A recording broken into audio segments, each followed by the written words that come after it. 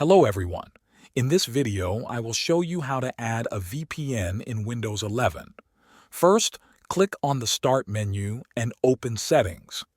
You can also press the Windows key and the letter I on your keyboard to open Settings directly. In the Settings window, select Network and Internet from the left side menu. Then click on VPN. Now choose Add VPN. A new window will appear with several fields to fill in. For the VPN provider, select Windows built-in. In the connection name box, type a name that helps you recognize this VPN connection. It could be the name of the service you are using. In the server name or address field, type the server information provided by your VPN service. For VPN type, leave it on automatic unless your provider tells you otherwise.